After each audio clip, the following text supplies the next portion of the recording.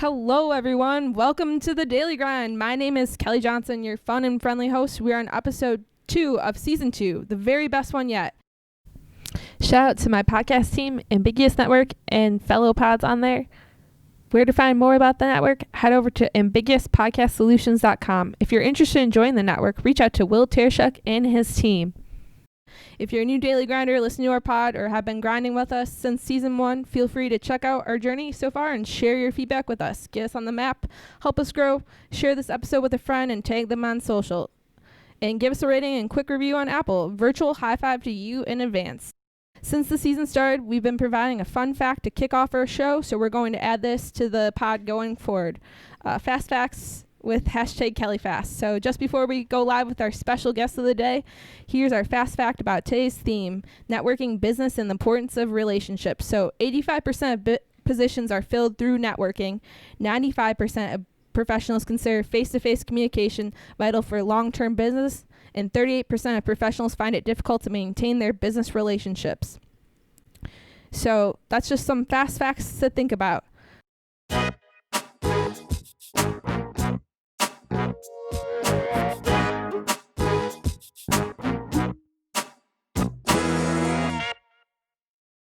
Without further ado, let me introduce you to Joe Sweeney. Joe has spent more than 35 years blending his love of business and passion for sports. He has owned, operated, and sold 4 manufacturing companies, headed up the Wisconsin Sports Authority, and launched a sports marketing firm. Joe purchased equity interest in an investment banking firm and served as president and managing director. He is now an accomplished author, internationally known speaker, and investor in private equity companies. He currently lives and works in the Milwaukee area. So welcome, Joe. Hey, thanks, Kelly. Thanks for having me.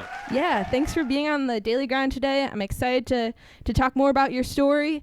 And so let's get this party started. Okay. For those of you... Hold on, could you mix me that drink? Could you give me that drink over there for starting the party? Yeah.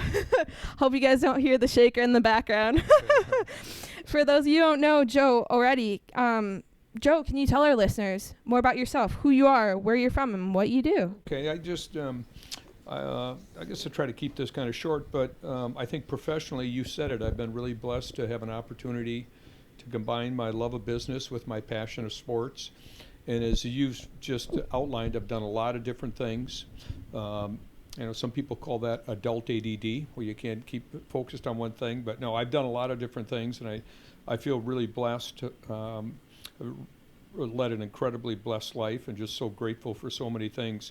But I think that might give your listeners a little background. I grew up in Madison, and and it kind of goes into your Daily Grind, your Wilson Sports background. But I grew up in pretty much a sports family.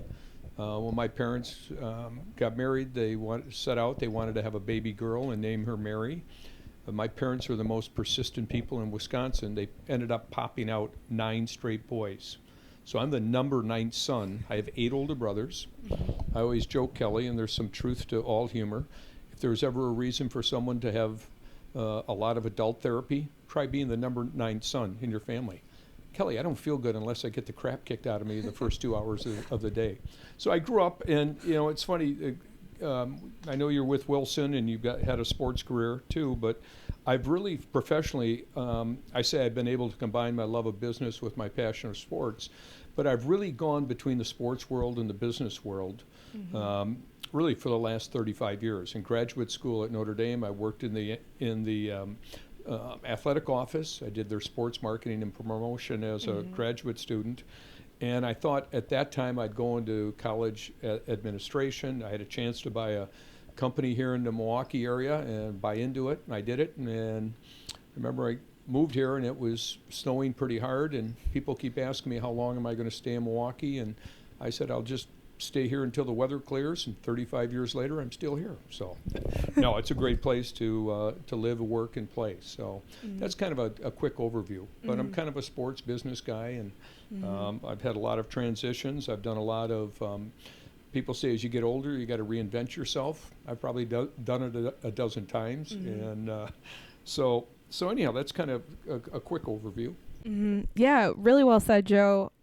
Great background, true daily grinder out there in the world. You listeners, if you want to research him, if you haven't already, check into what he's all accomplished throughout the years. We're excited to hear more to come and more about his story.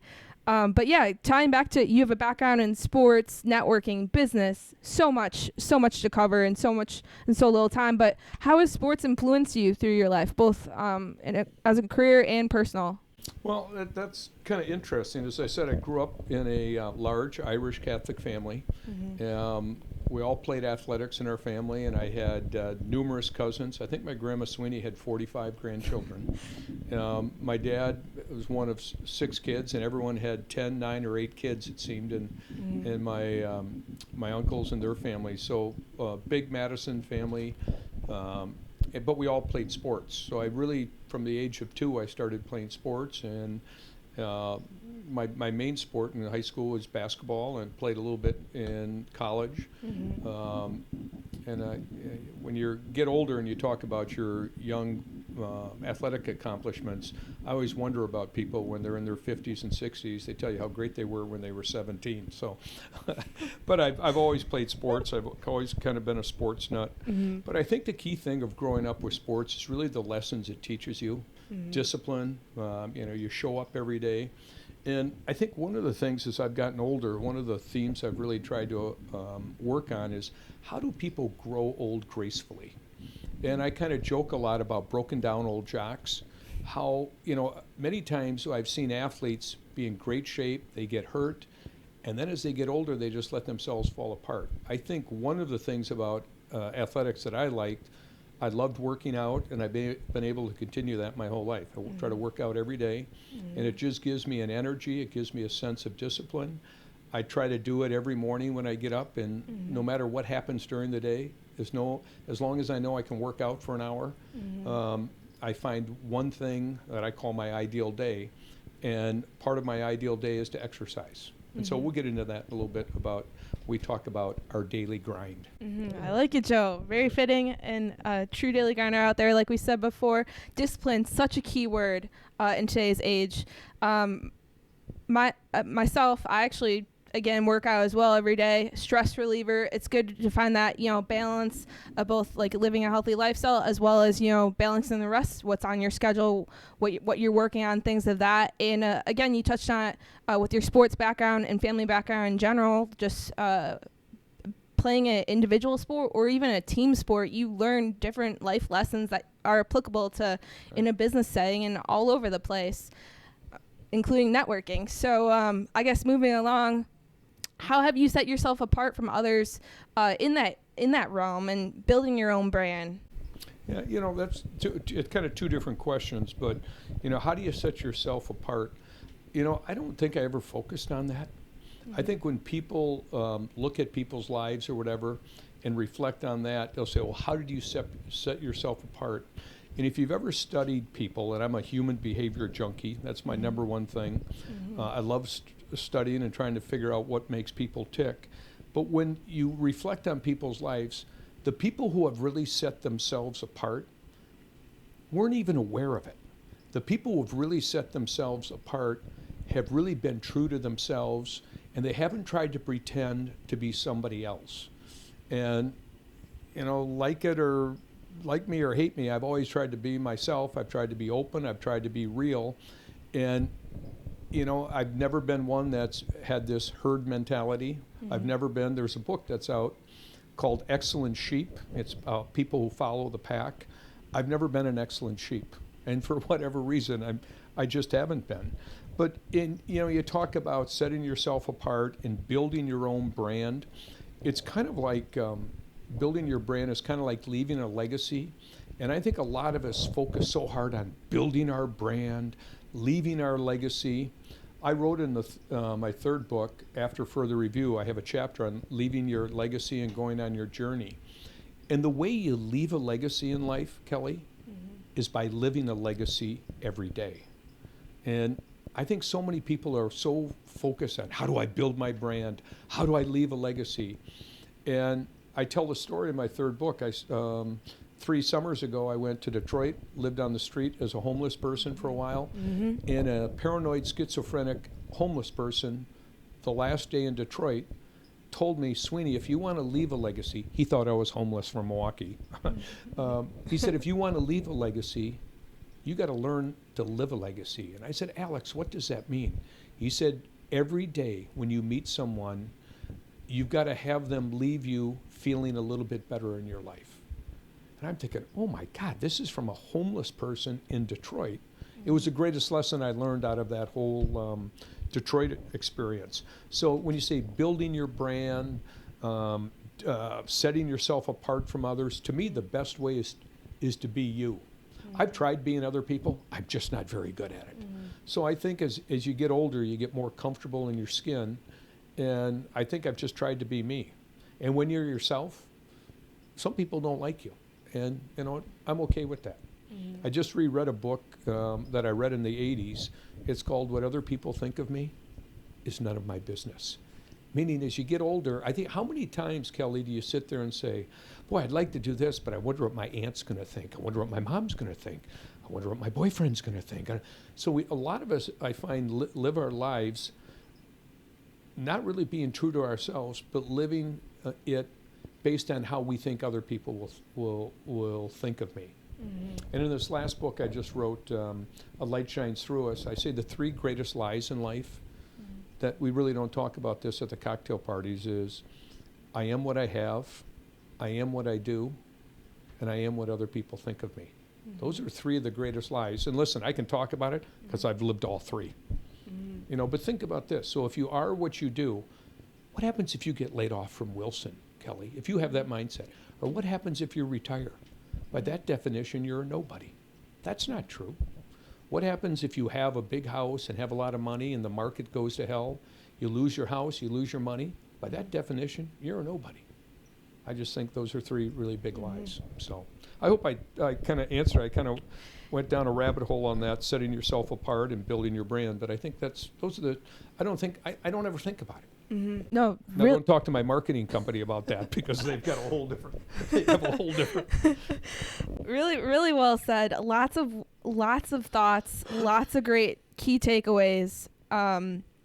Just want to take a couple of pauses right here for our listeners to think about that. But really well said. Leaving a legacy. You know, thinking about holding true to yourself. You know, be you. That's simple as it is, but you know what Joe just went through on, you know, having that mindset of setting yourself apart from others and building that brand from a marketing perspective. It's more than that, and you need to understand it on a daily basis. Do what you're passionate about and what you want to leave, that legacy, or how you want to be known for your own personality or things like that. We're very goal driven on this podcast, so I think Joe hit it really well.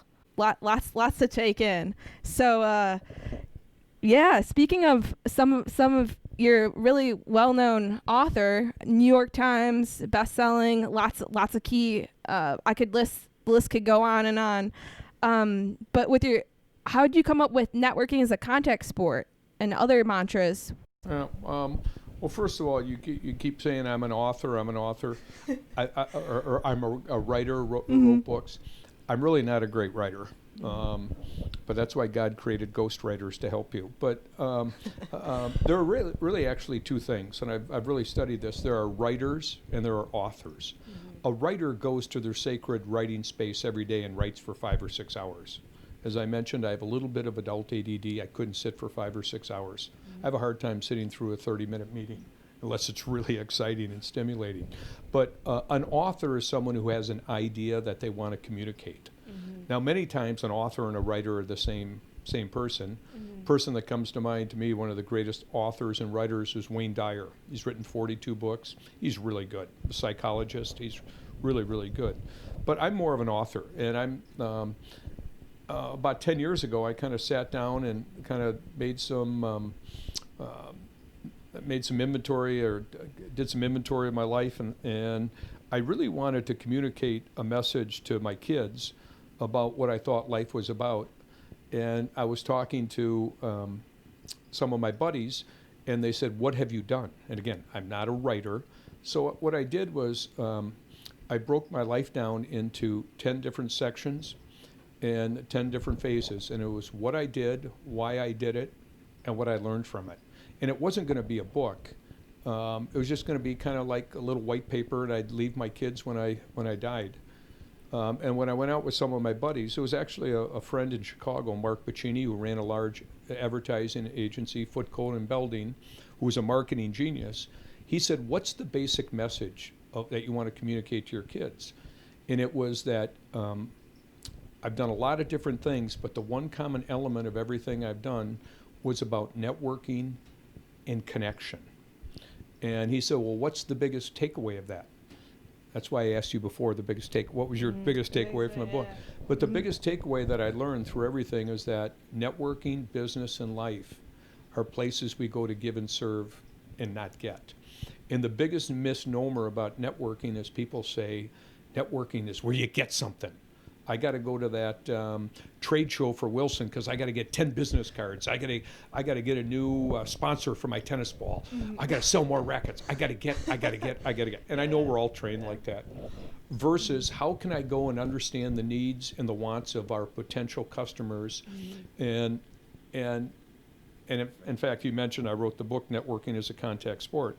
I'll let you in on a little secret, Kelly. I hate networking. I hate what it's about. I hate what it stands for. Because think about it, when most people hear the word networking, they think of an alpha male at a cocktail party chasing you down with their business card. In fact, I think the book worked because the book communicated it was the complete opposite. Networking's where you go help and serve other people. And we were talking before this interview that what people really need to do during this coronavirus is this. You might not be able to sell a lot of rackets or tennis balls, but I've got a whole talk that we put together called Connection in Crisis. And the greatest thing you can do right now is to help other people.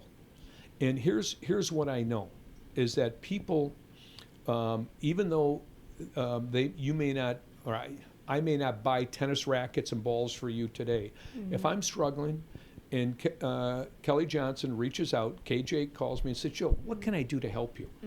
Here's what I know. When you have rough points in life, you never forget the people that kicked you in the back while you were down. But more importantly, you never forget the people who helped you when you're down. So when people are panicking, oh my God, I don't have sales, I think you have to have a little mindset shift and say, how can I help people right now? Because if I love the term dig your well before you're thirsty. That's basically what you're doing. And I think the quote that really gets me on this is Maya Angelou. She says that people people will forget what you say, people will forget what you do, people will never forget the way you make them feel. And to me, that's brilliant. So as you go through this COVID, as a lot of these people are, a lot of us are panicking, businesses are shut down, and it's all justifiable. We've never seen anything quite like this in our lifetime. I think the real challenge for us and the opportunity is how can we help our prospects, our customers, our friends, and our family when they're down? So this is a way, I think, to really build relationship inventory and equity in relationships. So, and so anyhow, I sort of digressed. No, this is great, yeah. So when I started putting this book together, the lesson of the basic takeaways, networking's a place we go to give and serve and help others and not get. And so I tried to cover a lot of different aspects of this whole thing of networking. But the book isn't really about networking. It's about connection. And I use the word networking as sort of a kind of an example for connection. And I think all four of my books have the same theme of connection. And Kelly, quite honestly, I think it's the number one thing all of us want in life. We want to connect deeper to ourselves, connect deeper and better with other people, and connect with a power greater than us. And again, that's not the stuff we talk about at the cocktail parties. What do we say? Kelly, did you get that new Beamer, that new BMW? I just got a 5 Series. oh, did you get the 7 series or did you just get the 3 series? I mean, we don't talk about a lot of these things, and we mask it with a lot of other things. But after people have 2, 3, 4, 5 drinks at parties, a lot of times they'll open up and they'll tell you they're lonely, they want to connect. I just read a study that over 50% of Americans, this is before COVID, have prolonged feelings of aloneness and loneliness. Think about that. And you look at alcoholism, drug abuse, you look at all the things we do to try to connect. I have a friend in Phoenix. I love this guy. Joe Polish is his name. He's a famous speaker, but he's a reformed heroin addict. And he talks about how to recover. He's a recovery expert. He's phenomenal. And he has said that the opposite of addiction is connection. And think about that. The opposite of addiction is connection. If you know anyone who's addicted to drugs, alcohol, pornography, gambling, they're all trying to get this connection in some form.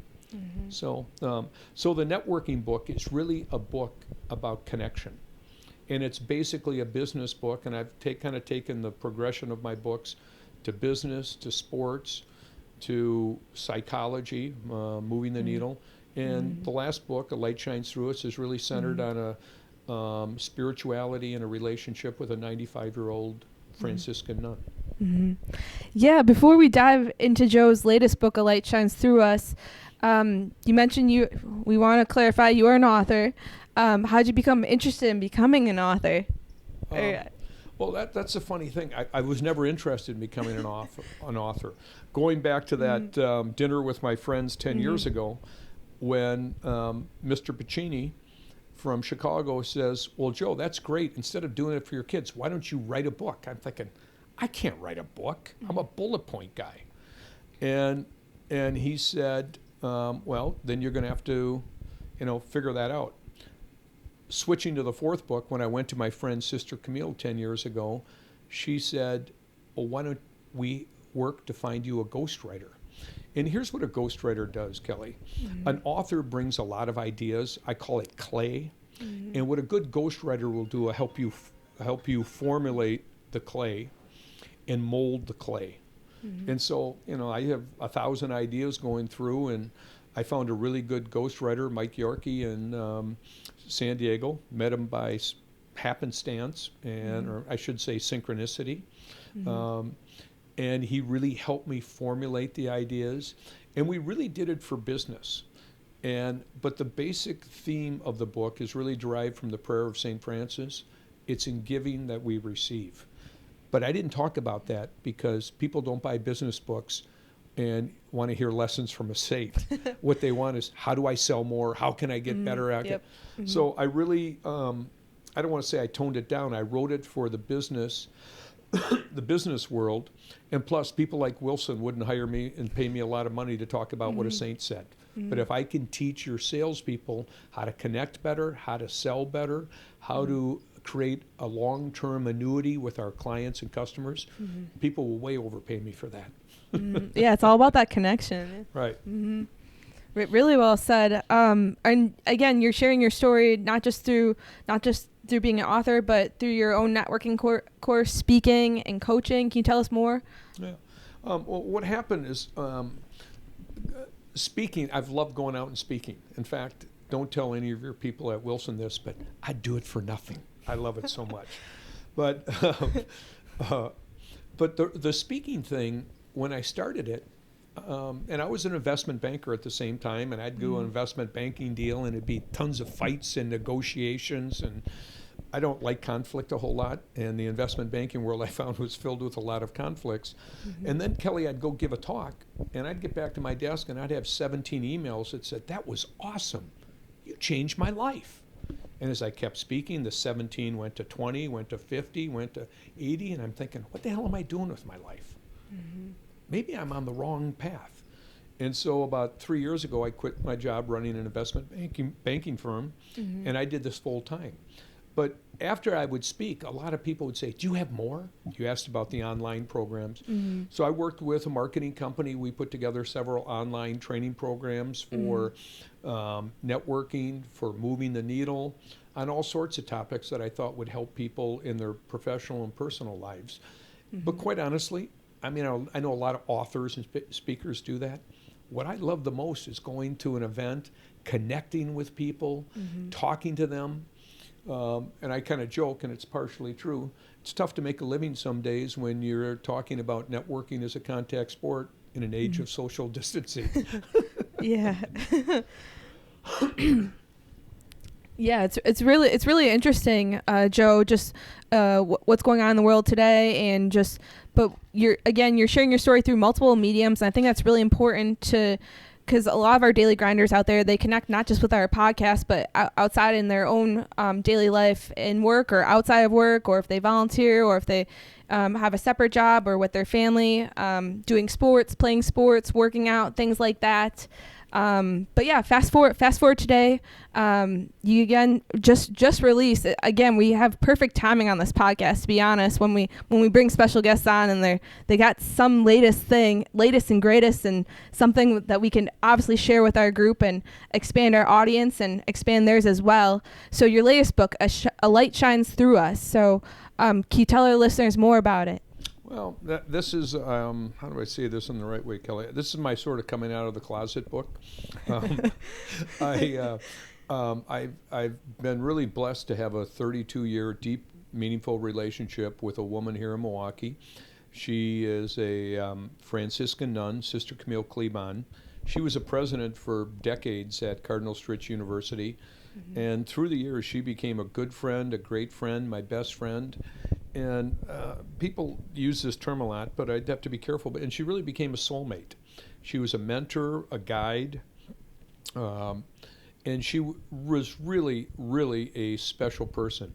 I define her as a modern-day saint, and I say she's the closest thing to Mother Teresa you'll ever meet, with one exception. Unlike Mother Teresa, Sister Camille drank very large gin martinis, 2 olives. Oh, wow. And so she retired about 6 or 7 years ago, moved to a convent down in, of all places, St. Francis, Wisconsin. She was a Franciscan, St. Francis nun. And literally for 5 or 6 years, almost every week I'd go there and have dinner with her. We would usually get there, we'd go to Mass together, we'd have dinner, and I'd always bring at least a case, sometimes 2 cases of wine, and I'd have dinner and have 64 nuns drink wine. And we created a great bonding experience. And she transitioned about 1.5 years ago. And during her funeral, the whole thing, Tuesdays with Maury, it was a book written about 25 years ago about a young man, an old man, and life's lessons. And it was Mitch Albom, sharing the story with his college professor. And at her funeral, I kept thinking about Tuesdays with Maury, and I kept thinking, nah, I couldn't do this. And I was literally talking to Sister Camille, and she said, if you do something like this, you better keep some of our crazy stories out of there, because I had tons of fun experiences with her that no one would believe that a nun would be doing these things.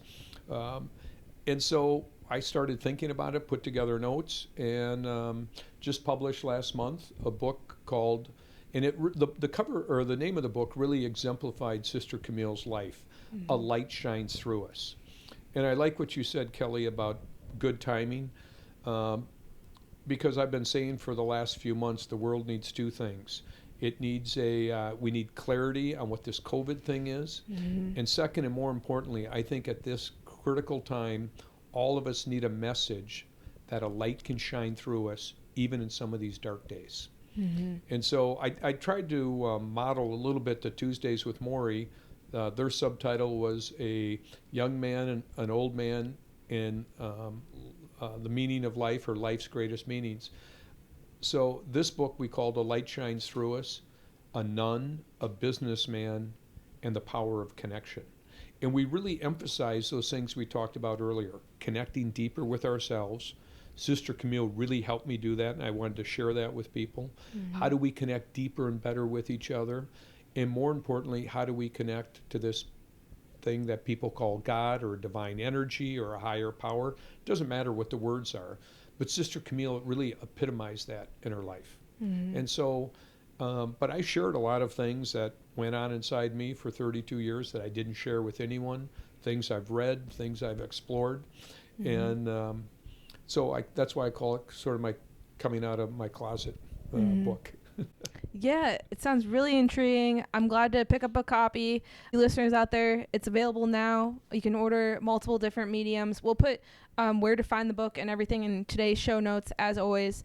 Excited to further read and further connect. Again, a key word, I think, in today's episode and in everyday life, in your own daily grind. So it connects with your other books as well, telling the overall story, not just through networking business, but farther reach as well. That's really great. Joe, you've made a significant impact in the state of Wisconsin throughout the U.S. in sports and business. 2020, we see sports. Some of our sports are being postponed. Others are finally now back this time of year. We're starting to get NBA up and running, as well as sport of tennis. Talked a lot of tennis on here, obviously. How do you think that sports has influenced this year, or this year has influencing sports? Yeah, or you mean the COVID? How is it? Yeah. That's really interesting. That's probably a whole show or several shows. I usually try not to get into this stuff unless I ask people, do you have 7 hours and 7 beers? And we can go through it. Most people say, I've got 7 beers, but I don't have 7 hours. But I think if you look at the COVID thing, and as it relates to sports, you look at all, high school, college, pro, I really feel sorry for high school kids coming up on their senior year. I was working with a team here, working with all the players. They won the state last year, Nicolay. I was starting to work with them again for a back-to-back state championship. I was meeting with the team. We had the team at our house for dinner, prepared for the playoffs, and it stopped. And so many young athletes had their dreams kind of taken away, and they're going to figure out how to reframe that. But I think anyone who's played sports, if you go back to your high school year, my research on you, Kelly, showed that you're quite a tennis star at Waukesha South. Correct, yeah. You had a good serve, but your second serve was really good. That's what I heard. Did a little research on that. But can you imagine you had a great senior year? They said, Kelly, wipe that out. That's gone. And think of the lessons you learned your junior and senior year at Waukesha South, and you played tennis at Wisconsin, the club team. You enjoyed that experience. What if we said, hey, you can't go down to the Nielsen tennis stadium because of social distancing? You can't do it. You said, what the hell are you talking about? If you look at the college, the same thing. You talk to broken down old college athletes, they'll say some of the greatest years and experiences and learning lessons of their life happened. That's been gone. You look at the professional level, I kind of feel sorry for Milwaukee. We had a great opportunity to come out of our inferiority complex this year, perhaps win the NBA championship, host the Democratic National Convention, have Whistling Straits, all in like 6 weeks. Or maybe longer, maybe 10 weeks. That's gone. I just read today they're delaying the 2020 Ryder Cup and Whistling Straits to next year. Don't know what the heck's going to happen with the basketball season. They're going to go to Florida, but it's a whole different world if you got the NBA championships here in Milwaukee and the Democratic Convention. I don't care where you are politically. It's a great thing for Milwaukee. Big event. Big event. That's all gone. So I think it's had a huge impact in sports, in community, and I think everything. You look at education. You went to Madison, you went to Waukesha South. Can you imagine, say, you can't go meet with your friends, but you can Zoom talk to them? I just think there's a whole, and what concerns me is this isolation, and people say, oh, we can still connect virtually. To me, it's not the same. And again, so I think, we've seen things this year that we've never seen before. And again, it's changed the face of America, the Black Lives Matter movement, the COVID thing. We had this back to back. And so I think it's really been a transition for all of us. But all generations, if you think about this, have gone through challenges. I'm a World War II nut. I love studying World War II. I read about it all the time. And I think of the challenges that our country faced in 1941. We get bombed by Pearl Harbor. We go through a 4 or 5 year, just excruciating war. Hundreds of millions of people have died through wars. I think there's, 60 or 70 million in World War II? And I'm not trying to downplay the COVID thing, but first of all, we haven't had as many deaths as people say. And most of the people that die are 70 or over. I mean, if you really look at the statistics and the numbers, and again, I will get in trouble for saying this, I think it's the greatest overreaction to shut down commerce. A question for you, Kelly. You're 27, 28? 26. 26. Do you know how many people 30 and under in the state of Wisconsin has died from COVID? That would be 0. So we should shut down schools. We should shut down commerce. Most of the people are 70, 80, and 90. And if you're immune compromised, then stay away. I just don't think we should shut down the whole thing. And do you realize today that in 35 out of 50 states, more people died from the flu in 2018 than from COVID? But yet we have to shut down the country because it could get worse. A lot of things could get worse. I'm off on a tangent now, but I think the key thing is every generation has challenges, and ours has challenges too. Quite honestly, I don't think they're as big as our country in 1945 or 44. Can you imagine being a kid going on the beaches of Normandy at the age of 19? So anyhow, I think that was a long answer okay. about lots of challenges. I think, in summary, what Joe said, there's a lot of challenges, and it comes in a lot of different forms, to be honest. And I think Joe touched on it earlier as well. I'm one of the fortunate people to have graduated from high school and college, to not have to have my athletic career affected playing sports while studying for education. I do think it, again, connects into your statistic earlier in our podcast in regards to the addiction and connection. 50% of people with depression or some other loneliness. And this, unfortunately, with the COVID going on, this could possibly increase. It has significantly increased that percentage for the unfortunate. So we're hoping to things improve, a light down the tunnel after once we get more things opening up later this year. Enough on the COVID. More speaking on a positive note. And plus, you don't have 7 beers, so let's move on. We're not that many drinks through yet. So, Joe, as you are a true daily grinder, can you walk us through your daily grind in the day of the life of Joe? Okay, Kelly, I'm going to take you on publicly right now.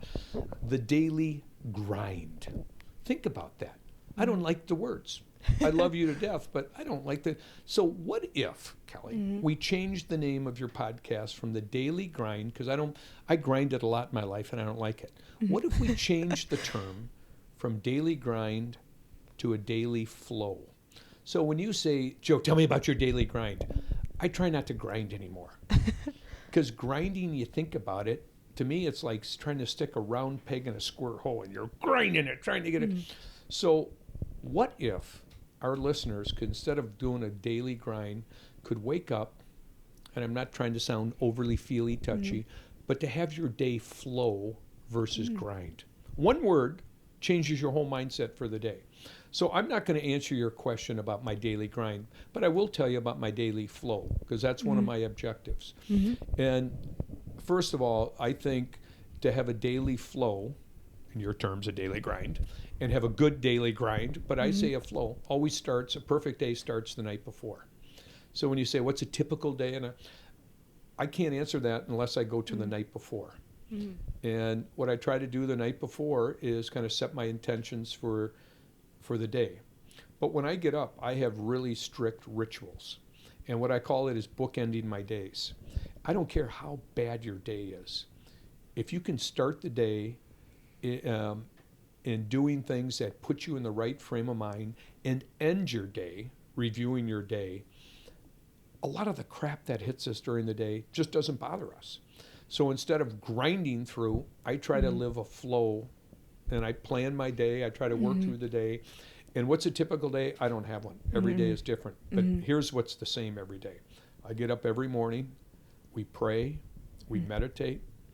I do the first, sometimes, I did this with Sister Camille. We talked about praying and meditating and connecting in the morning. I always said, how long do you do this for, sister? And her answer, and I think it's brilliant, until you're ready to say yes to the day. So many times I wake up at 3:45 in the morning.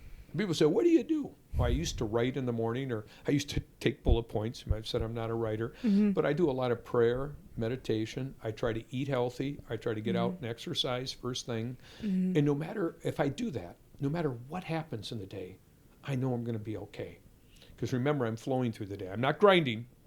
I'm flowing. And then, I do a lot of different things. I sit on a lot of boards. I do a lot of board work. I do a lot of speaking, do a lot of coaching. And you asked earlier about the coaching. What really happened is after I would speak, many times the president or someone in the company would say, do you do coaching? I said, I do, but I'm really expensive. And so I coach half dozen CEOs and executives. And I'm not into this group coaching of 250 people because I just don't think you can connect. I do podcasts and those type of things to connect with broad audiences, but I do a lot of coaching. And so as I work through the day, I've got certain rituals that I do during the day. I try to take breaks a lot. People say, oh, I worked for 12 hours today. All the studies on work have shown, Kelly, that you should really work in 30-minute spurts. So I might do something for 30 or 40 minutes, take a break. And I have rituals. It's beautiful in Milwaukee right now. I never have lunch with people. People say, do you want to have lunch next Tuesday? I said, I won't have lunch with you, but why don't we go for an hour walk? So I call it fit working, where you network and do fitness and fitness at the same time. But I think the key thing that, and I speak on this too, I actually put it in 2 books, Moving the Needle, and I just mentioned it again in Sister Camille's book, is before I go to bed at night, I journal every night. Someone told me to do that about 12 years ago, and I said, I'm not a writer. What do you write about? So I did gratitude journals for a long time, and that just became kind of too monotonous. So what I've done is I've developed 8 questions. I say 7 or 8 questions that I ask myself every night before I go to sleep. And I've done it for 10 years, 10, 12 years. And if your listeners want to change your life, I would recommend doing this. And I'll give you the 8 questions. First question is this. What was the best thing that happened today? What was the best thing that happened? So it forces you to reflect on your day, because I'm thinking right now, Kelly, is this the best thing that happened? Kelly's pretty cool. This is a fun podcast. And here's what happens. I'm a big believer in the law of attraction, and a lot of times I do this 3 or 4 times a day. Is this the best thing today? We're swimming at Elite. It's beautiful out. Is this the best thing? Is this podcast? But I just write one thing. Second thing is, what did I do today to live my ideal day? And you can't answer that question until you've done an exercise from chapter 6 at Moving the Needle, how to create your ideal day. And it's really finding one thing that inspires you, that moves you, that makes you feel absolutely fantastic. Mine is usually exercise, or it's prayer and meditation in the morning. Third question is, what am I most grateful for? And I could talk for an hour on the value of gratitude in your life, but that is so critical. Number 4, what's one new thing I learned today? And I kind of joke, I use a lot of self-deprecation because most speakers and coaches want to tell you they've got all the answers. I always say I'm just not that smart. So I figure if I write down one thing I learned for 365 days, I'd get a little smarter every year. The 5th thing is, what did I do today to create value for my family and other people? And that could be speaking, coaching. Question number 6, how did I allow God or a higher power to work through me today? And then number 7, I just added, what did I do today to create a belly laugh for myself and others? And the value of humor is so critical in our lives, especially today. And then the 8th question is probably the most important question. What am I most looking forward to tomorrow? And what that does, it forces you to set up the day the night before. Like last night, I said, okay, I've got Kelly tomorrow at 1 o'clock. She sent me some interview topic questions. So I walked through those. I thought about them. And some days when I think I've got really struggling meetings, I'll try to bless the meeting the night before. And since I've done that, I've had very few tough meetings. I used to have them all the time. So those are the things I do to create a daily flow, not a daily grind. Daily flow. So for all you listeners, if you hear that the show has been changed from the daily grind to the daily flow, you know where that came from. Oh wow! Thank you, Joe. This is very. So are you flowing or you grinding right now, Kelly? We'll think about it. Well, thank Hopefully I created a belly laugh in answering that question for me to journal later today. But really great insights from Joe there, talking about his daily flow. If you haven't written it all down, we'll get his 8 questions in our show notes for today's episode, as always. Joe, we talked about your daily flow. So what's on your flow upcoming later this year? Ooh, I think I mentioned to you before. There's 3 things that you should never tell people: how much money you make, secrets of your love life, and what's next. What's coming next? But no, I'm actually really excited to finish 2020, get out of this corona-ass virus crap, and but I'm really looking forward to coming out of this thing, and I'm trying to practice what I preach: is reach out every day, try to help people, and I think we have a sense of darkness, and if you can bring some light, some insight to someone while they're going through these challenging times, I think when we come out of this, I do believe economically and relationship-wise, we're going to come out much stronger. It's hard to say that when you're going through it. It's like, I think, telling a woman when she's having a baby, oh, don't worry, it'll be over soon. And I think the whole thing about pain and suffering, we can all endure a lot of pain and suffering and uncertainty as long as we know it's going to end. And sometimes we don't know when this is going to end. And it might end in Georgia different than your place in Chicago versus New York. So I just don't think a lot of people know when it's going to end. And the uncertainty and isolation, I think, is killing people. But you know what? I'm going to continue to do what I've been doing before. Try to provide service and help for other people. Try to help people move the needle by understanding that networking is a contact sport. 2 plugs for a book. But no, I get up and I'm excited every day. I love what I do. I love who I hang with. Love where I go to work. And but keep in mind, it took me a long time. It took me 50 years to figure it out. But again, I told you I'm not that smart. It takes me a little bit longer than other people. Hey, we mentioned earlier off air, you're not that old either, so 50 doesn't seem like a stretch at all. I'm a little bit older than that. Well, actually, listen, 50 is the new 30. So I just turned, in those terms, I just turned 42. So you can do the math. Nice, like it. So Joe, do you have a word of the day to motivate our listeners out there as well? Well, I don't think I have a word of the day. What I have, when I start the day, I write out, I always put at the top, what's my thought of the day? And I think that the thought or the phrase I've used the most is from one of my favorite people, John Wooden. I have it on my screensaver on my computer. I have it on my phone. I have it, you see it right up there. See that? Yep, I have a picture up there. John Wooden's quote, and this is usually my thought for the day. And I usually do this at the end of the day, but it reminds me to do this when I wake up. But John Wooden said, you haven't lived a perfect day until you've done something for another person who can never repay you. I just think those are great words to live by. And what it really does, too, it takes you outside yourself. And I know this is hard for a lot of us in this country to realize that we're not the center of the universe. Copernicus was right. We're not the center of the universe. But I think most of us do. And there's a lot of reasons for that. I think one of the big things where it's grown into a monster is this thing called Facebook. I think they call it Facebook. I call it Facebook.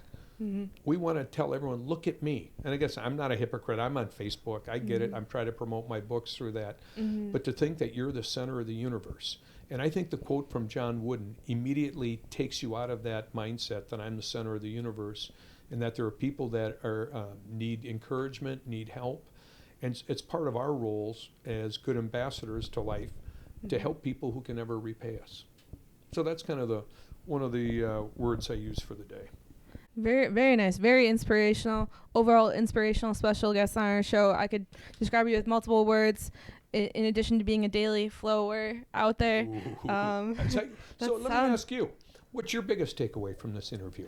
Now, my turn to interview you. Biggest takeaway from this interview, Joe. Very, very deep question, but I love the reversal roles here. I would say networking. You go outside your comfort zone. I think do something that you want to do. Be passionate about yourself, and I think just what you've talked about earlier on this episode. You want to you want to achieve what you're looking to do down the road, leave a legacy, what do you want to be known as, or in a sense, that sounds too cookie cutter-ish, but what you want to get personally out of your life. And that happens each and every day. You know how you do that, though? I wrote this in the book after further review. And it's really about how to create a great life. And this is an exercise for your listeners. Have your listeners tonight, I end a lot of my talks this way, I call it the rocking chair test. Go to the end of your life. Pretend you're 94 years old, you're sitting in a nursing home in a rocking chair, in your Depends, reflecting on your life, and ask yourself this question: what would my life look like if it really turned out great? I can tell you, Kelly, that's a hard question. I've thought about it a lot. In fact, I did a retreat once on that very question. What would your life look like if it really turned out great? Then go from that period to you at 26, 27, Yeah. and say, okay, I kind of have a mindset of what I want my life to look like. What do I have to do in the next 12 months, the next 3 years, 5 years, 10 years to get there? And that's, again, something we don't talk about at the cocktail parties. I mean, I brought it up at cocktail parties, and people look at me and said, how's your potassium level, Sweeney? Are you So a lot of things that I think we talked about here and I've written in the books are not things that a lot of people talk about daily, but I think we all yearn for it inside. And maybe I'm a whack job, but I've yearned for these things my whole life. But I think a lot of us as human beings long for that. You know, we all want to love and be loved. We want to belong to something bigger than ourselves, and we want to know that our life has meaning and we've made a difference. Those are the really big things in life that, again, we don't talk about, and I'm grateful that you and I are having this talk, that maybe we can share some of this with others. And by the way, my potassium level is quite fine. Stay hydrated. Okay. Potassium. Really great quote, build off from John Wooden in regards to also, I love our last closing that we had this discussion. Super motivational and more to come. I guess last but not least, Joe, our listeners, if they want to follow your story, learn more about your story, how can they do so? Just go to joesweeney.com, our website, and anything you need to know, not anything, but most things you need to know about me are on that. So I'm pretty much an open book, as you can tell. I don't have a lot of secrets. I kind of have this philosophy, those skeletons that people say keep in the closet, I try to bring them out and dance with them. Well said, Joe. We'll put his contact info in today's show notes. As always, a big thank you for Joe to being on our podcast today. And thanks again, everyone, for tuning in. Ways to find the Daily Grind. Follow us on Instagram at KJF Daily Grind and on Facebook as well. Check out our website at www.kjfwi.org. Feel free to follow your host, Kelly Fast, here on Instagram at Kelly J Lefty or on Twitter at Kelly J Lefty as well. My name is Kelly Johnson, and have a great day.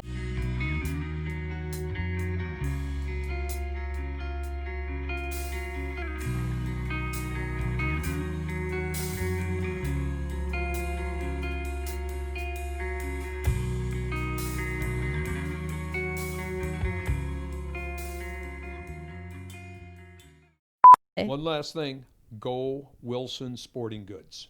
Thank you. Okay, all right, great. thanks. Yeah. Great being with you, Kel. This is great.